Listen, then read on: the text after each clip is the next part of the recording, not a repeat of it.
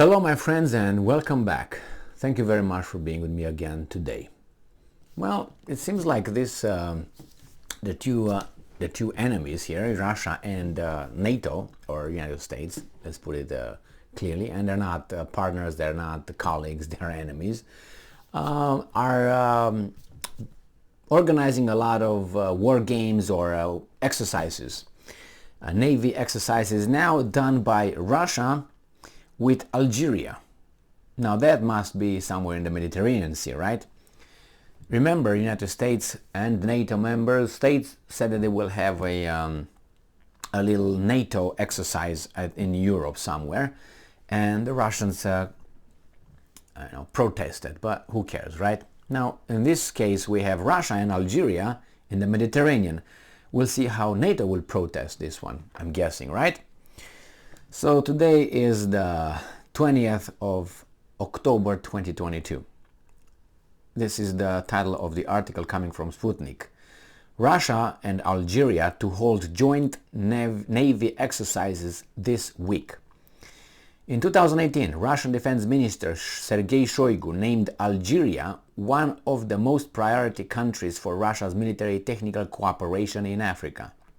In October and November 2021, Russia and Algeria conducted military exercises, first in North Ossetia, Russia, then in the Mediterranean Sea. Algeria and Russia launched a 4-day joint military exercise in the Mediterranean Sea on Tuesday. 2 days ago, right? Algerian defense minister said a number of Russian warships have moored at the port of Algiers. I think that's the way you pronounce it, Algiers, to carry out joint naval exercises in 2022. The exercise aims to strengthen and develop military cooperation between Russia and Algeria, the ministry statement said. Earlier, Russian Ministry of Defense stated that another joint anti-terrorist exercise of the land forces of Russia and Algeria, Desert Shield 2022, will take place on November 16 to November 28, 2022 at the Hamakir training ground in Algeria.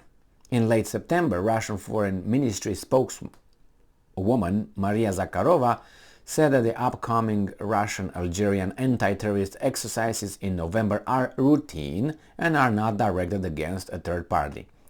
Okay, but they are, because the third party is the one who's you shield the country from. Isn't that the name, Desert Shield? You shield it against what? The air? No, you must have anyone who might attack. Let's say, I don't know, Zimbabwe. Okay.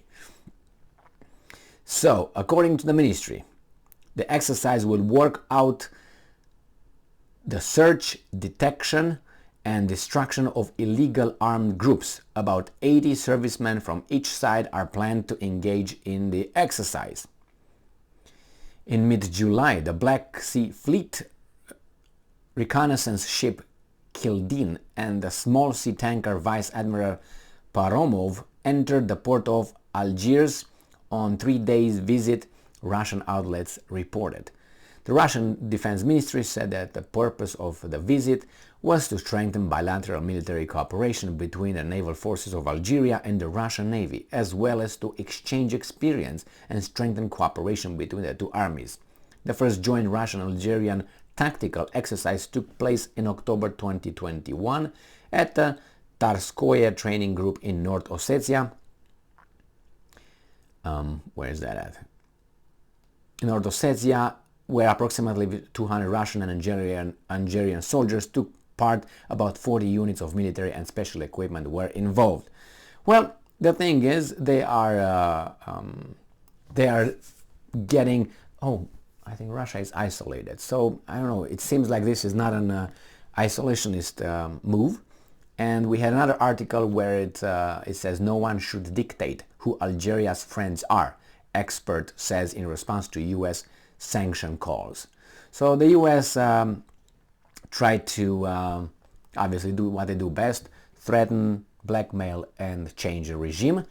And they told Algeria to behave, and Algeria seems to not behave. Therefore, a lot of politicians in the United States called, oh, let's sanction, let's, if you don't change your behavior, we're going to hurt you, basically. That's the threat. Do what I tell you, and you're going to be okay. The same way here. And it seems like the Algerians continue being on, I don't know, after all, as a country, you can do, you can improve or develop relations with whatever country you would like. It's not up to a third party saying, oh, you can't do this, you can't do that. But obviously they are doing it. So Algeria is in the sights of the big guy, which is the United States of America. They all like international law and the free world when it suits itself. When it doesn't, then that's just ignored. What can I say? Protests will be probably issued by the Americans. Protests were issued by the Russians against the NATO exercises in Europe. They said it's about 600 kilometers away from Russian territory. Now, just make a calculation and it should be over there somewhere. But we'll find out. Good that these guys are not, as you would say, isolated. And I explained how the isolation move works. If you are with other 10 people in a room and I don't talk to you, I will not talk to you, I will not talk to you, I will not talk to you. And you say, I isolated you. I isolated you. From whom? From me. So all of a sudden, if I isolate 9 people, who's isolated? I am isolated because they will talk among themselves. I am the only one who isolated myself. So this is the principle of isolation coming from the free world, which is, they claim, is about what, 20-some states, let's say 30 states, let's say 40 out of 193. So who's isolated? And besides, the United States makes every other weasel from their, sphere of influence to isolate the country they isolate. And you have some countries that reflexively say, yes, yes, yes, we're gonna do this. And one of them is the great country of Romania, who's very fast to follow orders. But what do you want? You have a German president, so the Ukrainians have Jewish president and 3 other guys that were appointed by the Jewish president.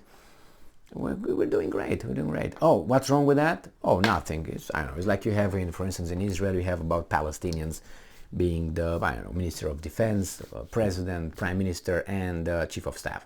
I'm pretty sure everything is A-OK. Or some Iranians being President of Israel, or Prime Minister of Israel, Defense Minister, and Chief of Staff, all that Iranians. I think the Israelis will be just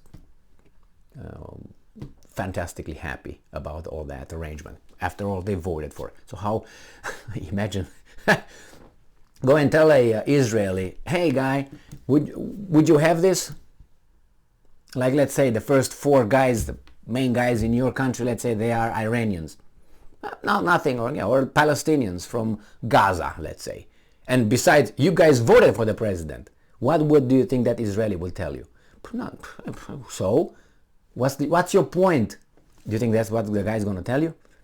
I'm not implying, obviously, that the German president of Romania wants to destroy the country. I'm not implying that those 4 Jews in charge of controlling, monitoring the Ukrainian nation want to destroy that country. That's not my point.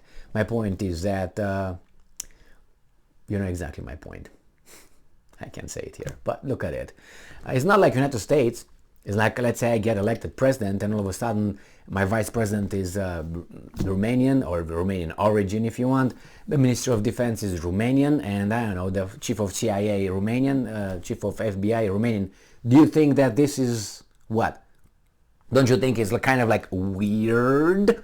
Why would I appoint only these guys and not appoint, I don't know, French or an African American, whomever has value? Do you think that only Romanians have value? Do you think I appointed them based on meritocracy? What a coincidence. Thank you very much for being with me again today. Stay strong, stay smart, look for the truth, and be just.